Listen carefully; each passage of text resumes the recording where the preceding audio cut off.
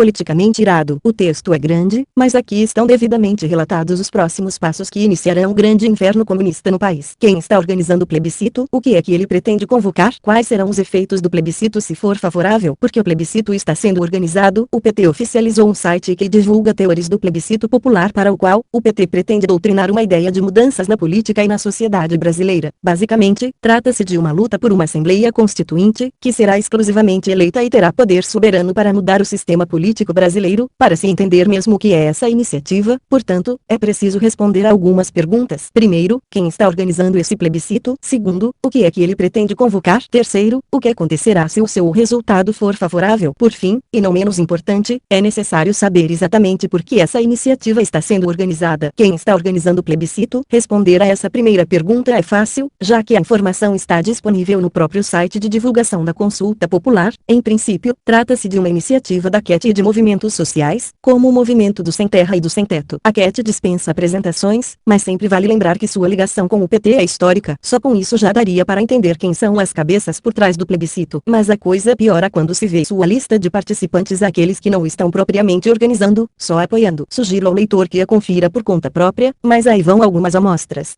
59 dentre 257 participantes, na data de fechamento deste texto, são sindicatos, os quais não são exatamente centros de propagação do liberalismo. MST e Via Campesina estão lá, e a UNE também, juntamente com outras 10 organizações estudantis. O PCdoB também deu as caras, junto com uma corrente interna do PSOL chamada Esquerda Socialista. A criatividade que esse povo tem para nomes é espantosa, e com o Partido Comunista Revolucionário, o que, vai dizer que você não sabia que isso existia? Deixemos o melhor para o fim. Além de todos esses aí, há a cereja no bolo, ali no meio da lista, o PT, acompanhado de 20 políticos petistas, da juventude do PT, da tendência interna do PT Esquerda Popular Socialista, como eu ia dizendo, sobrenomes criativos, e da corrente nacional do PT, o trabalho a qual esqueceram de contar que o principal líder do partido não trabalha desde a época em que Elvis Presley ainda estava vivo e o finado Michael Jackson ainda era negro. Em suma, trata-se de uma iniciativa organizada e apoiada por QET, movimentos sociais, sindicatos e, última ratio, pelo próprio PT. A ligação entre o plebiscito e tais organizações é evidente e confessa a decorrência necessária dessa constatação. Se o plebiscito está sendo organizado por esses grupos, é porque visa atender seus interesses. O leitor mais curioso deve estar se perguntando, mas se o próprio PT é um partido oficialmente organizado que detém o poder no executivo, 88 deputados e 15 senadores está envolvido na coisa,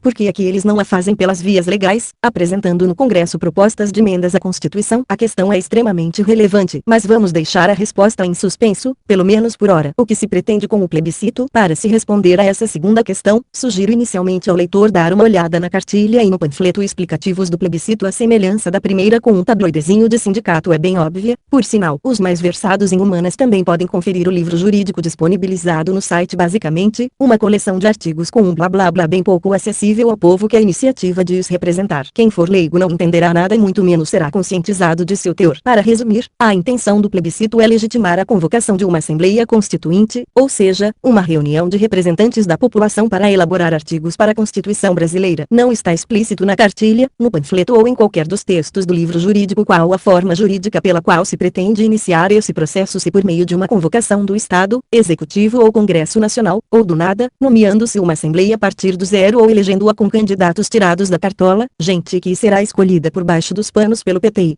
pelos sindicatos e movimentos sociais. Mas vários dos artigos disponibilizados no livro apontam que essa segunda será a solução a ser adotada. Um dos textos, por exemplo, menciona tratar-se de um poder constituinte originário, o poder de elaborar uma nova Constituição, um poder de ruptura, ou seja, ruptura do regime. Isso significa que o atual regime, a democracia, será extinta e o novo regime será implantado. Socialismo ou comunismo? Tanto faz, socialismo e comunismo são as mesmas coisas, nada muda, o fundo ideológico é o mesmo. Há intelectuais e sociólogos comunistas que adotaram novas significações para a doutrina marxista. A social-democracia, socialismo fabiano, liberalismo, gramscismo, socialismo ou comunismo, é tudo fruto da mesma origem. O marxismo, a ditadura do proletariado. Atenção aos termos: poder constituinte originário, quer dizer o poder de se elaborar uma nova Constituição. Com a Assembleia Constituinte eleita, isso significa que a atual Constituição perderá seu poder constitucional e uma nova Constituição será elaborada conforme sugestões e reivindicações propostas pelos integrantes destas Assembleias, ou seja, pelos sindicatos sindicatos, movimentos sociais, militantes, ONGs e organizações de esquerda, todas oficializadas pelo PT e pelas esquerdas. Com essas noções já é possível entender uma coisa: o que se pretende, na prática, não é a reforma da Constituição, que poderia ser feita a partir dos mecanismos previstos na própria Constituição atual, poder constituinte derivado. O que o plebiscito quer instituir é uma Assembleia distinta do Congresso Nacional, que não seja formada pelos atuais deputados e senadores, e sim pelos grupos formados pelos sindicatos e movimentos sociais, que terão poder para dispor sobre tudo o que for relacionado à reforma política e reescrever essa parte da Constituição brasileira a partir do zero. É uma situação de ruptura com a ordem e com o regime vigente, já que esse poder constituinte originário não é fundamentado na ordem jurídica atual, mas em outra coisa tal da vontade popular que teoricamente se manifestaria por meio do plebiscito. O proletariado. Para resumir, o plebiscito serviria para que os brasileiros dissessem: não estou contente com essas instituições políticas que estão aí, então acabem com elas e criem outras a partir do nada. Qual o problema disso? Assunto para a próxima questão. E se a Assembleia Constituinte for convocada? Vamos dizer que o plebiscito dê certo e seja convocada uma Assembleia Constituinte, o que ela poderia mudar na política do país? A resposta vem do próprio conceito de poder constituinte originário: ela pode mudar tudo o que quiser, e isso é assim ainda que se argumente que seus poderes são específicos, isto é, que está lá só para fazer uma reforma política. A Constituição é uma lei que tem por objeto a organização básica do Estado, ou seja, define sua estrutura, sua forma de governo, de aquisição do poder, as atribuições dos seus órgãos, os limites do poder e os direitos básicos, fundamentais, dos indivíduos, liberdade e propriedade. Por exemplo, se é assim, não é difícil perceber que constituições diferentes equivalem, na prática, a estados diferentes. Um exemplo: a Constituição de 1824, primeira editada após a independência do Brasil, estabelecia um governo monárquico hereditário, constitucional e representativo para o país. Artigo 3º. Sua sucessora, a Constituição de 1891, mudou esse sistema, estabelecendo que a partir de então a nação brasileira adota como forma de governo, sob o regime representativo, a República Federativa. Artigo 1º. Obviamente, as diferenças entre duas constituições não precisam ser assim tão disparatadas, podendo contemplar questões mais sutis do que as do exemplo. Mas a ideia é sempre a mesma: com uma nova Constituição tem-se, ainda que com diferenças mínimas, um Estado novo e um novo regime político. A convocação de uma Constituinte, portanto, envolve necessariamente a extinção do Estado brasileiro atual e sua substituição por um novo, 0 km, elaborado da forma que a Assembleia bem entender. Se ela quiser acabar com o voto secreto, por exemplo, pode. Se quiser proibir o voto de determinadas pessoas, também pode. Se quiser proibir determinados partidos políticos de existirem, pode. Impor restrições à livre iniciativa e à propriedade, introduzir a censura à imprensa ou transformar o Brasil em uma monarquia liderada por Tiririca, e, pode. Uma Assembleia Constituinte não tem limites, e por que exatamente PT, QUET e movimentos sociais estariam tentando concentrar esse poder e, na prática, refundar o Estado brasileiro? Porque o plebiscito está sendo organizado, as esquerdas representam o socialismo, representam portanto o poder totalitário, o poder do proletariado. Em nenhum lugar do mundo, o socialismo foi implantado pela vontade da maioria popular. Sempre havia um golpe de Estado, uma ditadura ou ditador, uma revolta ou uma revolução de minorias para que este tipo de regime fosse implantado. Milhões de pessoas morreram no mundo por causa da obsessão de se implantar o poder do proletariado. O número de vítimas passa da casa dos 120 milhões de pessoas. É quase como exterminar 70% da população brasileira. O regime sempre foi governado de forma ditatorial, rígida e severa. As classes sociais são abolidas para a existência de apenas uma classe social igualitária, a classe trabalhadora e escrava do sistema. A engenharia social é o primeiro passo para a criação desta classe. Para isso, o Estado cria leis que subtraem bens de uma classe superior, ou seja, desapropriações, confiscos e expropriações de bens materiais. O excedente desta classe superior passa a pertencer ao Estado totalitário e, portanto, ao proletariado, e para ele será distribuído de alguma forma jurídica e compensatória para o Estado. A dificuldade para as execuções deste processo é grande. Isso porque ninguém quer perder seus bens e o que conseguiu durante sua existência. Por isso muitas vezes é necessário o conflito entre o Estado e o desapropriado. Dependendo das leis que serão promulgadas por estas assembleias, os inconformados poderão ser penalizados com prisão, deportação ou outro tipo de execução. Em países onde incorreram este processo, muitos foram arrancados à força de dentro de suas casas, seus bens foram saqueados e roubados e não muito, milhares foram mortos por resistirem ao poder do proletariado. O plebiscito está sendo organizado para que esta classe chamada de pobre desfavorecida socialmente tenha acesso à igualdade de direito social. Isso na teoria é muito bonito e justo, mas na prática não funciona assim. Ninguém pode ser obrigado a viver sob um regime igualitário quando todos nós somos diferentes socialmente. Um engenheiro não pode ser medido igualmente com um pedreiro. O engenheiro estudou, investiu em si, tem conhecimento técnico. Já o pedreiro se restringiu à mão de obra bruta, não estudou, aprendeu na autonomia e não tem nenhuma qualificação técnica. O poder do proletariado restringe o livre-arbítrio social e impõe os direitos iguais para todos. Em países onde o regime regime é controlado pelo proletariado ou por um ditador socialista, esse sistema não funciona. Isso é fartamente comprovado. Basta ver como são tratadas as sociedades em Cuba e Coreia do Norte. Mas a verdade deste plebiscito é outra, e por trás disto está o poder, a casta que controlará o Estado e o próprio proletariado. O que está realmente por trás do plebiscito é o poder de uma minoria. Há mais de 70 anos que a esquerda brasileira sonha com a implementação do comunismo no Brasil. Para isso usaram de todos os mecanismos possíveis: golpes, conspirações, movimentos sociais, subversão, terrorismo, guerrilhas armadas, crimes, atentados e assassinatos. Recebiam financiamento e armas de países como Cuba, União Soviética, China e Albânia. Muitos esquerdistas tinham Cuba e Albânia como modelos de país e de sociedade. Era o sonho dos comunistas. Já imaginaram o Brasil como uma Albânia. Mas esse era o sonho de muitos que ainda estão vivos e no poder político do Brasil. Todas as tentativas da esquerda de implantar o comunismo socialista no país fracassaram. Foi graças ao povo e às intervenções do Estado e dos militares que o Brasil não foi subjugado a uma escravidão social e política. Usaram de toda a violência, crimes e covardias para implantar um sistema totalitário e comunista no país, mas mesmo assim fracassaram. Foram esmagados pela força do Estado e pela vontade popular. Muitos que participaram desta intentona golpista contra a democracia foram perseguidos, mortos em combate, presos e exilados do país. Muitos que ainda estão vivos guardam até hoje uma grande mágoa da sociedade, mágoa esta, que foi transformada em ódio, ira e vingança. Não é agudo à toa que esta gente que participou destes golpes contra a democracia, culpam o Estado por seus fracassos. A prova disso são as indenizações que exigiram e receberam do Estado, como se todos nós fôssemos culpados pelas mortes e perseguições a terroristas, marginais e bandidos que aterrorizavam o país naqueles tempos. A vingança da esquerda vem sendo planejada há muitos anos, desde que houve abertura política, desde que os militares devolveram o poder aos civis. Com anistia, muitos destes esquerdistas que lutavam por uma ditadura do proletariado no Brasil, estavam de volta à nação. Voltaram livres, impunes de seus crimes e com todos os seus direitos políticos e civis intactos. Foi este o acordo que permitiu que os velhos planos da esquerda ressurgissem dos empoeirados aparelhos comunistas. Vieram os governos civis e a esquerda ia se organizando dentro do sistema político do país. Muitos partidos foram criados e uma doutrinação planejada foi sendo imposta na sociedade. No fim do governo Sarney a esquerda já estava bem organizada, mas perdeu as eleições para um partido de centro-direita, e Fernando Collor de Mello foi eleito pelo PRN, um partido pequeno e fraco, mas que tinha um nome forte de direita. A família Collor fez política com militares durante o regime militar e tinha uma grande simpatia pela direita política. Collor manteve as origens políticas de sua família e portanto era uma pedra no sapato da esquerda. Collor inovou o sistema comercial no país, abriu o Brasil para a grande economia mundial, mudou a moeda e zerou a inflação. Apesar do confisco da poupança, fez uma revolução administrativa invejável. Isso era um tiro no pé da esquerda, pois mostrava a eficiência da direita para impulsionar o país. O que realmente culminou com a saída de Collor do poder, foi o sistema anticorrupção adotado em seu governo. Collor batia de frente com os corruptos, negava verbas, questionava pedidos de dinheiro público e não fazia acordos com partidos. Governava com uma certa arrogância e combatia com isso a corrupção política e o desvio de verbas. Muitas verbas e cargos políticos foram negados. Isso revoltou a bandidagem esquerdista que estava no poder. Políticos na época diziam que para pedirem algum favor ao presidente, era necessário antes conversar com Paulo César Farias, o homem forte de Collor, empresário rico que bancou e coordenou a campanha do ex-presidente naquele período. Paulo César foi morto, justiçado, pois sabia de muita coisa, de muita sujeira que envolvia a esquerda. Até hoje crime é um mistério, assim como são mistérios as mortes de Celso Daniel, Toninho do PT e Sérgio Mota, Serjão, que morreu misteriosamente no governo FHC. Não havia brechas no governo Collor para corrupção e favores políticos. Foi então que as esquerdas, impedidas de participar do governo e das roubalheiras, começaram a atacar Collor de todas as maneiras possíveis. Um simples presente dado por um empresário, um Fiat Elba, foi o estopim para a cassação do cargo de presidente da República. A esquerda traçou um plano, consolidou e financiou campanhas e manifestações contra Collor. Não foram poucas as manifestações financiadas pela esquerda. Surgiu então o nome do desconhecido Lindbergh Farias. Lindbergh era uma espécie de líder da juventude cara pintada. Lindbergh foi criação dos partidos de esquerda para sensibilizar jovens e doutrinar as manifestações contra Collor. O presente recebido por Collor, um Fiat Elba, se tornou um escândalo, ganhou dimensões absurdas e foi motivo para que as esquerdas se unissem e criassem o movimento pelo impeachment de Collor. Todos os políticos que participaram da campanha de impeachment de Collor foram, depois da saída do presidente, acusados de corrupção, de participarem de esquemas de lavagem de dinheiro, tráfico de diamantes, roubos e falcatruas. Eram todos da esquerda. Mas Collor já estava fora do poder, não havia como retroceder, e as esquerdas voltaram a respirar aliviadas com a saída de Collor. Itamar Franco era um homem de centro-esquerda e uniu novamente políticos de esquerda em seu governo, manobra que Collor não havia feito durante seu curto período como presidente. Depois de Itamar Franco e seu curto período presidencial, curto, porém significativo, pois Itamar criou o Plano Real, após exigir uma moeda forte como legado de seu governo, veio veio a chance das esquerdas voltarem com toda a força ao poder. Na época, FHC era o ministro encarregado de formar e consolidar o Plano Real. FHC deixou o governo de Itamar Franco, e se aproveitando da ideia e do sucesso do Plano Real, se candidatou ao cargo de presidente da República, usando o Plano Real como propaganda de seu governo. Veio o governo de FHC, um socialista, um político de esquerda que representava um partido de esquerda, sendo portanto, um grande líder para que as reformas do processo socialista pudessem ganhar força em seu governo. Era essa, a vez das esquerdas se consolidarem definitivamente no poder. Com FHC no poder, a esquerda traçou um plano de acabar de vez com os poderes da direita. FHC inteligentemente permitiu a pluralidade partidária. Vários políticos da esquerda foram orientados a deixarem seus partidos e a criarem outros partidos. Desta forma, vários partidos de esquerda foram criados para se criar a ilusão de que a esquerda era a maioria no país. FHC é um estrategista comunista, sociólogo, um homem preparado para dar um grande passo na socialização do país. Em seu governo aboliu matérias no ensino público como a moral e cívica, vestígios do legado do ensino dos militares, e inseriu o marxismo no intuito de enfraquecer a direita. Histórias do Brasil foram escondidas e retiradas do ensino público e foram recontadas pelo MEC, já socializado por FHC e pelo PSDB, usaram de mentiras e farsas e criaram um mentiroso mal conservador que deu origem ao regime militar. A esquerda conseguiu associar a direita ao regime militar. O regime militar foi conservador, mas não era de direita e muito menos de esquerda. Militar é militar. Mas a esquerda fez isso, associou o regime militar à ditadura, como se os militares representassem a direita do Brasil. Um golpe inteligente de FHC e do PSDB com a esquerda mais forte no poder, mesmo que de forma ilusionaria. FHC foi aos poucos inserindo uma doutrina de convencimento no meio social, o gramscismo. Esta doutrina de esquerda permite que o comunismo seja introduzido no meio social sem a necessidade de atitudes agressivas e autoritárias. A doutrina é disseminada através da cultura, do ensino, das artes, das propagandas, das novelas, dos livros, revistas e jornais. Foi por estes meios que o PSDB inseriu o gramscismo no país. Foi recontando de forma mentirosa a história do regime militar que o PSDB conseguiu fortalecer as esquerdas. Indenizações foram pagas por FHC aos terroristas, bandidos e integrantes revolucionários que participavam da intentona comunista no país. Desta forma, FHC os transformou em vítimas, em mártires e em heróis do Brasil na luta por democracia. Democracia sempre existiu no Brasil e não era preciso lutar por ela. O que eles lutavam era por uma ditadura comunista, e só um idiota não percebe isso. Mas, FHC criou milhões de idiotas e conseguiu doutrinar milhares de brasileiros. A esquerda estava apenas no início de seus planos de consolidação. A destruição familiar, a apologia e incentivo ao casamento gay, as cotas raciais, a criação do Estatuto do Menor e consequentemente a Lei de Impunidade do Menor, a campanha do desarmamento, a criação de projetos sociais, o aparelhamento dos movimentos sociais, o primeiro PNHD, a criação do Ministério da Defesa, abolindo e extinguindo os 3 ministérios das Forças Armadas que existia, os cortes nas verbas para os militares,